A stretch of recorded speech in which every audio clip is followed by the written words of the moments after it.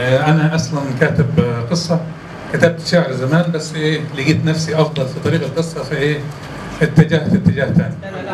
فاحنا هنقول آخر قصيدة ما عجبتش الأستاذ مبارك هنقولها دلوقتي. والمداني لا مش بالك بس. انت ازاي المجموعة كلها متضايقة؟ والله لا دافع في الصورة شيء. ما تعديش مش فرصة لحد هو. مفيش يعني؟ ازاي؟ قصة كاتبة بماكو نتيجة.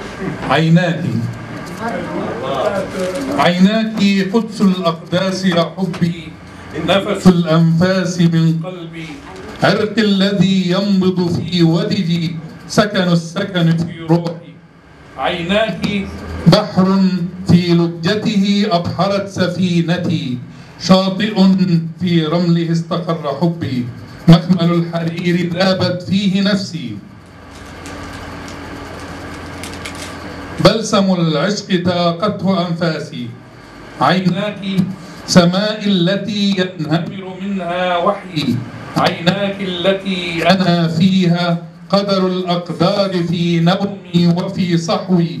عيناك أنا وأنت إلى ما لا نهاية في أبدية العمر. والله حلوة. حققتونا قبل ما نستنى. ممتازة جدا.